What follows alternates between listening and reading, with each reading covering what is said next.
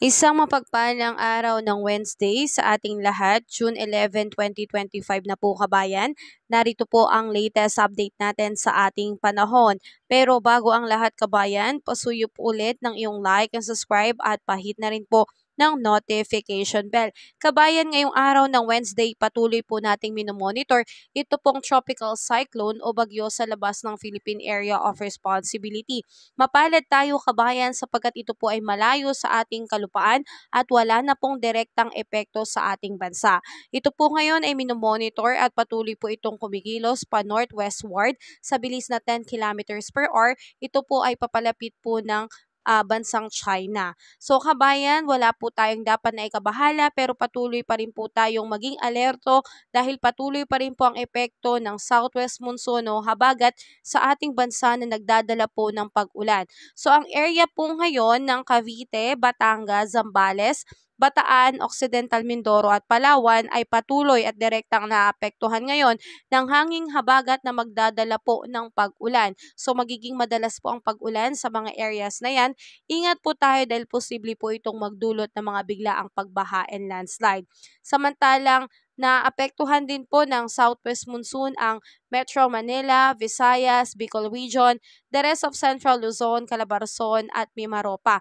Asahan po ngayon ng pagkakaroon dyan ng maulap na kalangitan na may kalat-kalat na pag-ulan at may kasama rin pong kulog at kidlat. Samantalang ang Mindanao din po ay naapektuhan din po ng habagat.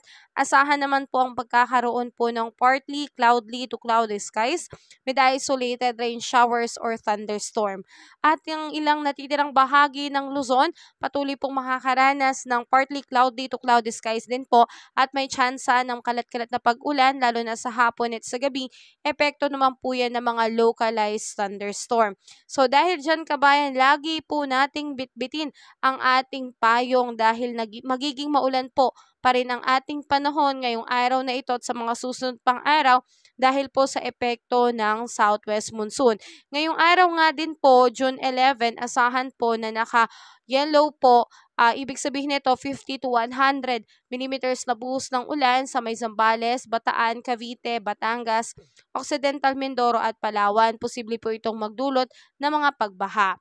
Pagsapit naman po ng June 12, asahan po na kay orange naman po. So 100 to 200 millimeters na buhos ng ulan sa may Zambales, Bataan at ang Occidental Mindoro. The rest kabayan ng Pangasinan, Tarlac, Pampanga, Bulacan, Metro Manila, Quezon, Cavite, Batangas, Marinduque, Oriental Mindoro, Romblon, Antique at Palawan ay naka-yellow po. Ibig sabihin po yan ay 50 to 100 millimeters na pagbuhos ng ulan. So kapag orange po, mas mataas po ang tsansa na makaranas po ng pagbaha dahil marami po ang ibubuhos na ulan sa mga areas na yan.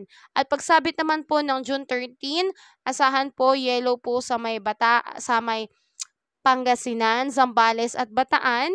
So 50 to 100 millimeters po na buhos ng ulan. So yan po yung expect nating rainfall advisory ngayong araw at sa mga susunod pang mga araw hanggang June 13.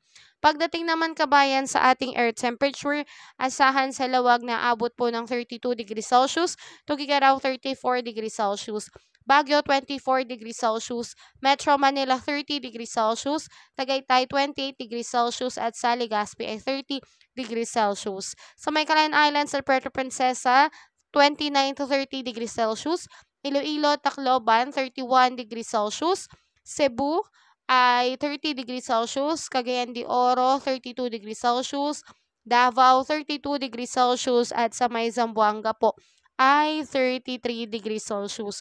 So yan po yung na-expect nating air temperature. Muli kabayan, paalala po laging magbitbit ng payong at kapote dahil magiging maulan ang ating panahon. Ingat